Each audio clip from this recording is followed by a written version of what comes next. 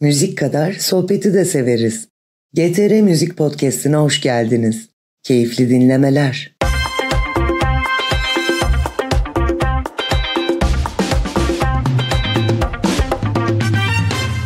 İnanır mısınız, Kat'ın yeni bölüm konukları tekrar bizlerle beraber. Sizler de Kat'ın yeni bölümlerine hoş geldiniz. Karşımda yine dijital işlerin gurusu, kızıl saçlarıyla devri devran eden, efendim söyleyeyim, birbirimizi özlememize fırsat bırakmadan devamlı bir arada olduğumuz, bütün sezonu beraber geçirdiğimiz yetmiyormuşçasına yazı da beraber geçirdiğimiz, festivalden festivale koştuğumuz sevgili Esra Gençkaya var. Benim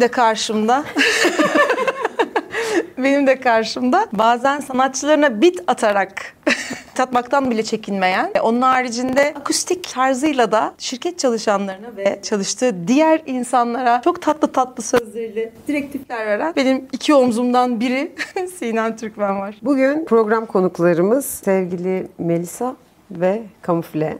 Merhaba. Kendilerini güzelleme bölümümüze hoş geldik. Bu artık bundan sonrası onları güzelleyeceğimiz bölümler. Çünkü güzellemeyi hak eden insanlardan olduğunu düşünüyoruz. Estağfurullah. Az evvel dışarıda kendimizce altını çizdik. Siz onları yakalayamadınız. Bir dahaki sefere yakalarsanız daha makbule geçer. Bizim kendi camiamızda artık birbirini tekrar eden, risk almaktan korkan insanlar bütünlüğü içerisinde özgün tarzlarıyla varlıklarını sürdürme mücadelelerini böyle bayraklarıyla en önde götüren insanlar olduğunu düşünüyorum. Farklı janralardan ama aynı dili konuşan iki müzisyen arkadaşımız var. Hoş geldiniz öncelikle. Yeni bölümümüzde, yeni sezonumuzda bizi yalnız bırakmadığınız için çok mutluyuz. Her zaman siz de hep yanımızdasınız. Bize destek oluyorsunuz. Eksik olmayın. İyi ki varsınız. Teşekkür ederim. Hüzünlü bir başlangıç. Sabah 11'de alınca, çekim alınca hüzünden hüzüne koşuyor. Afyon patlatıyoruz. Yani, hoş geldiniz. Hemen klişe sorularımıza başlayalım. Klişe ama aslında en lezzetli olan yerleri bunlar. Nasıl gidiyor? Yeni işleriniz, her ikinizin de sürdürülebilir projeleri olduğunu biliyoruz. Sizin özellikle bir albümünüz ve sizin keza az evvel de en son Eda Baba'yla galiba. Aynen, değil bir mi? live İzledim. session, yeni bir seriye başladım. Çok güzel gözüken, biraz bahsedebilirseniz bize çok mutlu oluruz.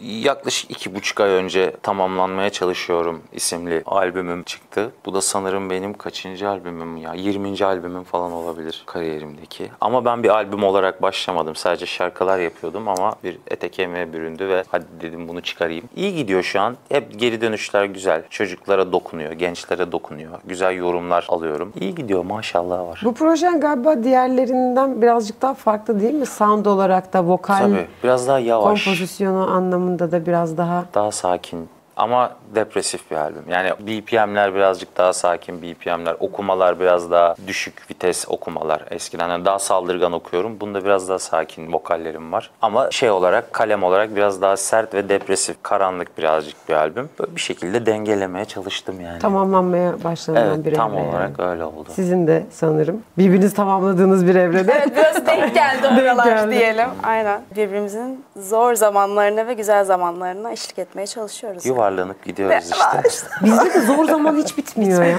Bu sene hiç.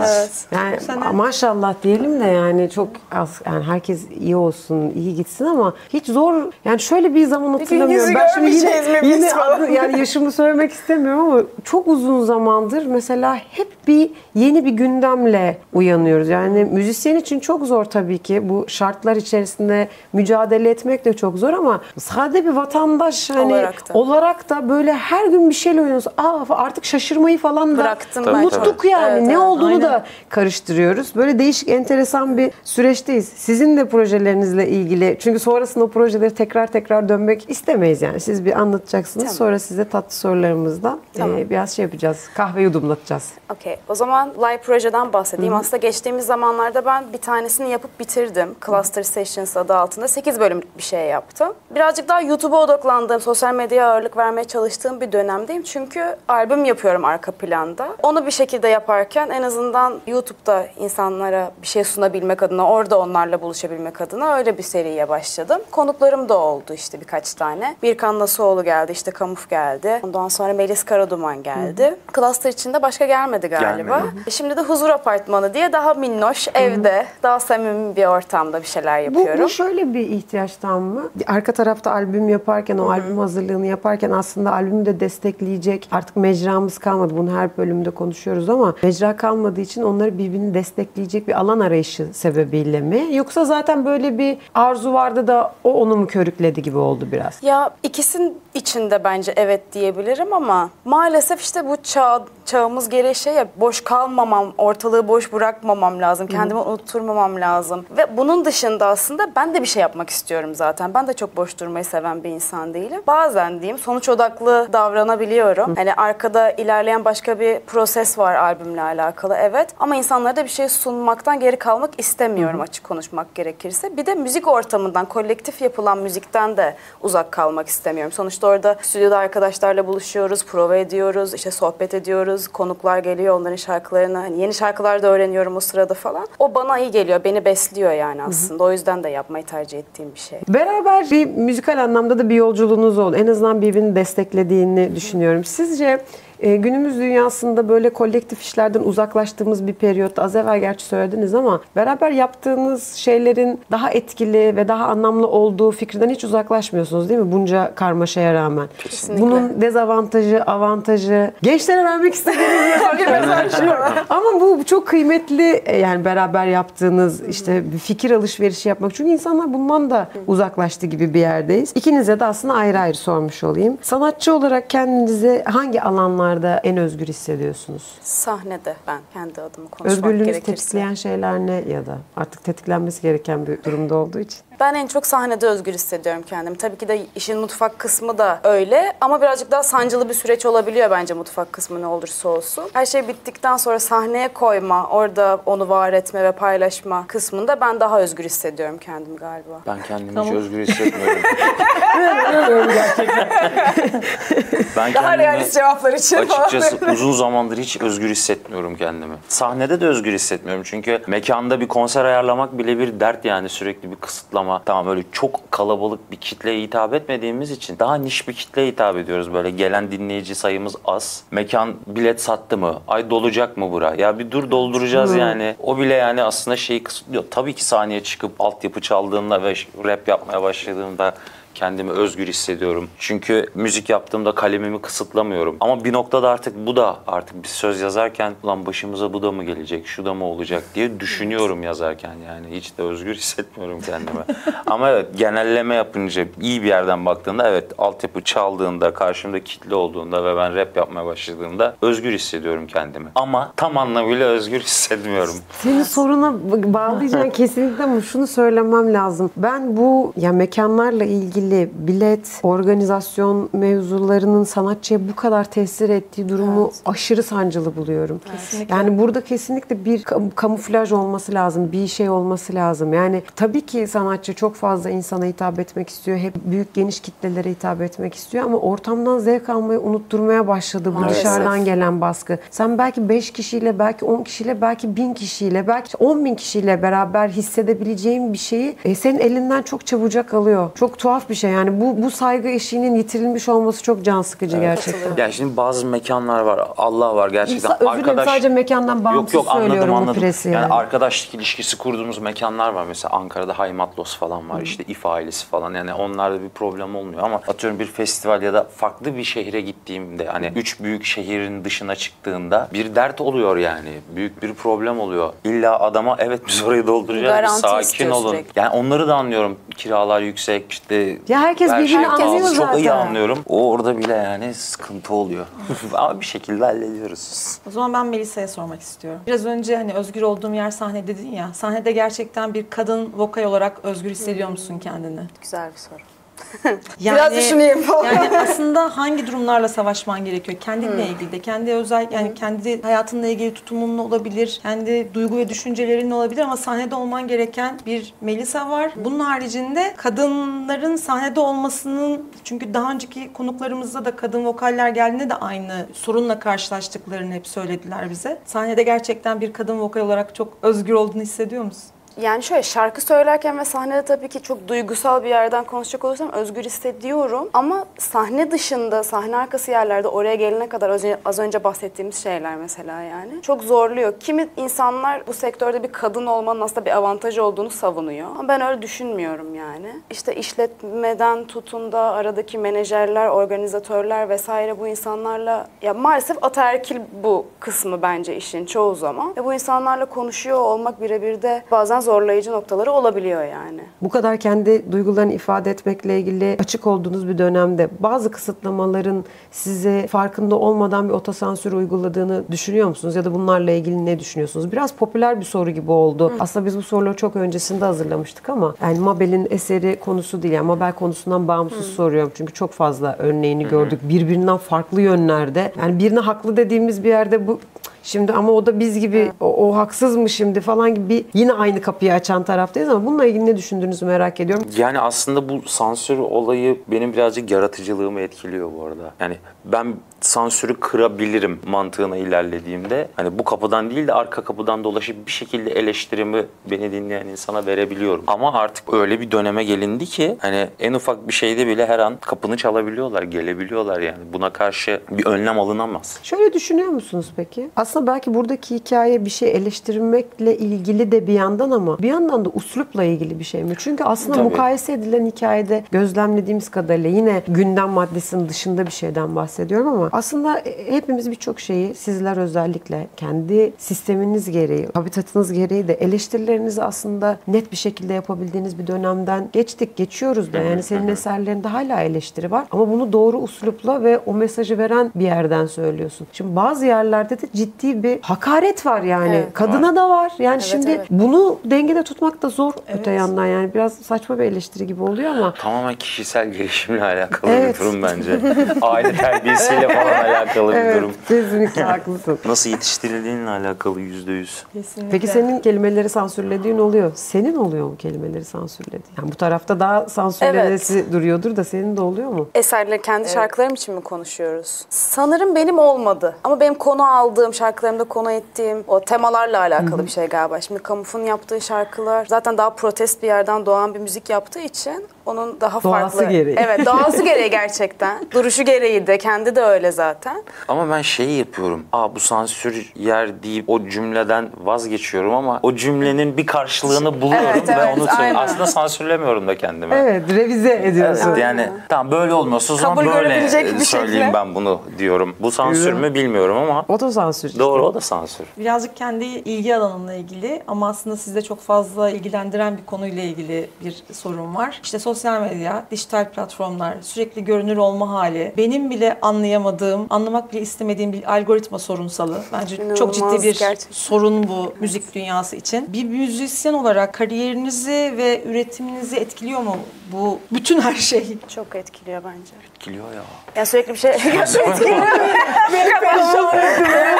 Her sondan sonra böyle bir olmadı ya. Yani şöyle eskiden böyle 150 bin, 200 bin dinlendiği zaman şarkıların 300 bin, 400 bin çok iyiydi. Yani çok güzel karşılığını alıyordun o dinlenme sayılarının eğer konumuz buysa. Ya da ne bileyim işte 2000 CD, 3000 CD satıyordun. Harika falan oluyordun yani. Şimdi böyle 500 CD, 1000 plak satınca havalarda uçuyoruz. 1 milyon dinlenince şarkının 2 milyon dinlenince falan oluyor. Evet. Deli misiniz abi? 2 milyon insan. Yani orada gerçekten bir saçmalık var. Hani 70 milyon, 80 milyon, 150 milyon. Nasıl Grammy almadın sen? Çok doğru bu. Anlam 150 milyon yani. Çok 200 milyon. Hiç anlamıyorum. Yani ben o 150-200 bin dinlendiğimde çok güzel karşılığını alıyorum hala. Bir şekilde. Eskiye nazaran tabii daha düşük şimdi ama bir şekilde o beni şey yapıyor, mutlu ediyor. 150 milyon ne arkadaşım? Yani işte diyorum ya hep yine kendi Gerçek. yaşımla ilgili bir yere geliyorum. Hani Yani 10 yılda anlarım. Evet. 10 yılda 150 milyon olur, 20 yılda anlarım da bu bir ayda Evet, evet. 30 milyon, Gerçekçi 40 milyon. gelmiyor yani. Yani zaten gerçekçi olmasını beklemiyoruz herhalde. şeye yani yine aynı sorular gibi oluyor ama şimdi bu dijital platformların yükselişi, dijital dinlenmelerin yükselişi tabii ki büyük bir potansiyel ama çok ciddi de bir risk. İşte az evvel konuştuğumuz yere, hatta bütün programlarda konuştuğumuz yere geliyor. Bunu başarı diye aslında pompalamakta sıkıntı var. Sen ne yapıyorsan yap abicim, tamam sen 150 milyon dinlendin, bravo. Ben yani kendi alanımızda beraber yürüdüğümüz müzisyen arkadaşlarımın işlerine bakıyorum. Vallahi ellerini öpesim geliyor. Yani sizler için de öyle. Çünkü özgün bir yere varıyor ve bununla ilgili de herkesin bir tevazusu var. Bak eleştirilerimizle ilgili de, yaptığımız şeylerle ilgili de hep 10 kere düşünüyoruz. Bir de fütursuzca, hiçbir şey düşünmeden ağzına ne gelirse, eserleri içinde de aynı şey geçerli. Program için de aynı şey geçerli. Sosyal hayatında da öyle. Yani kapıyı tekmeyle açmak gibi. Yani bunu böyle anlatabilirim. Yani tıklatmak değil, kapıyı açıp kafayı uzatmak değil. Tekmeyle açıp. Şimdi bir de böyle bir yer var ve biz bunu başarı diyoruz. Burada bir sosyolojik bir sıkıntı yani bence. Tabii ki. Dijitalin sosyolojik algı olarak yönetimi travması. tamam. Dinlenme Evet. sayısıyla falan hiçbir alakası yok. Yani çok doğru. Bir de şey var, geçen işte biz karşılaştık. Ben dayanamadım. Yani gerçekten dayanamadım ve story attım. Sanatçıya da haber verdim. Çünkü muhtemelen haberi yoktu. Bir sanatçının eserini biri almış, söylemiş. 0 Spotify dinleyicili bir hesap. Başka eser sahibi olarak kendi ismini yazmış. New Friday listesine de girmiş. Çok iyi değil mi? Çok Tertemiz. iyi. Ne hala değil mi? Tertemiz ya. Sonra sanatçıya da yazdım, haber verdim. Teşekkür ederim dedi. Bir gün sonra kaldırıldı Şimdi eser. işte bununla da o uğraşıyor ama. Evet, sanatçı uğraşıyor Yani, bununla yani. burada bir sıkıntı var. Nasıl takibini yapabilir ki zaten? Biz işte kaç sene önce, birkaç sene önce sene önce Gökhan'la bir 20 ilgili 22 eseri kaldırdık. milyon bir eser, 22 milyon YouTube'da. Dediler ki yani biz arayalım. Dedim ki ben arayayım yani. Aradım, bir kadıncağız çıktı. Dedim ki böyle böyle bizim eser sahibimizin eserini kullanmışsınız. Ama alta da hiçbir şey yazmamışsınız. Hani tamam gelir Kredi elde etmiyor verilmemiş olabilirsin falan. ama hani hiçbir bir şey Bir şey yazar. yaz. Ben söz müzik kime ait? Başka bir sanatçıyı referans gösterirken onlar bir şey demiyor dedi. Yani şunu demek istedi bana. Size ne oluyor yani? Okey, o zaman onun üzerinden konuşuruz dedik. Sonra eseri kaldırmak zorunda kaldılar. Ben de 22 milyon dinlenmiş ve bir reaksiyon almış eseri kapattırmak istemem. Ama arkadaş 22 milyon olmuş ya. Yaz bari eser Bir de sahibine. karşılığında öyle bir üslupla Nezaket- karşılaşınca. Tabii. Yani belki şey de var tabii. Şimdi telif dediğimiz hikayede de aslında daha yeni oturan bir sistem var. Biz ne kadar bunu biliyor olsak da. Dolayısıyla bunun karşılığında bazı yönetim kademesinde insanlar onu öyle yapamazsın, bunu böyle yapamazsın dediği bir yerde yapıldı ya. Yapıldı yani, çok emsal gördük burada. Aynı şarkıyı çaldım ben. Sen bana dava açtın. Hiçbir şey olmadı bana. Hala var bunlar yani. Birebirini yaptım. Doğru. İndirdim Spotify'dan ilk 10'dan. Harmanladım. Harika bir şarkı yaptım dijitalli. Aynı şarkını yaptım. Dava açtın. Dava parası verdin. Uğraştın. Hiçbir şey olmadı abi bana. Ben ünüme ün kattım. Bitti gitti. Harika da Geçmiş saçım var. olsun. Nasıl? Yakan Fırat, harika bağladım. Buyurun Esra Hanım, sorunuza Evet. devam edebilirsiniz. Şimdi ben seni alternatif pop'un çok tatlı temsilcilerinden biri olarak görüyorum. Kraliçesi. Dur da Ama senin kendi ne dediğin de önemli. Biraz öyle çalışıyor. Yıllardır dinliyorum. İşte Fethiye'de dinledim seni, Marmaris'te de dinledim. Yani oralarda yaşadığım zamanlarda geldiğinde hep böyle dinlemeye gittiğim bir kişisin. Türkiye'de özellikle bu alternatif pop'un durumunu nasıl görüyorsun? Bence çok tekelleşti gibi geliyor bana her şey. Mesela bazen şarkıları ayırt edemez bir yerde buluyorum kendimi. Hani o kadar birbirine benzer şarkılar duyuyorum ki ve hepsi de aynı şekilde popüler ki falan. Böyle o yüzden bazı şeylerin çok benzediğini ve oradan spesifik olarak ayrışmaya çalışmıyorum bu arada. Yaptığım şey bu zaten benim, hani kendim gibi olmaya devam etmeye çalışıyorum sadece. Tabii ki halkla olan kesişim kümemi arttırmak benim de arzum. Çünkü çok fazla da ötekileşmek istemiyorum doğal olarak ya da kendime öyle bir yere konumlandırmak istemiyorum. Ama ben biraz bazı şeylerin çok aynılaştığını, herkesin birbirini birazcık taklit ettiğini Bir vesaire. moda var galiba herhalde. Özellikle işte hep seninle de konuşuyoruz ya Sinem.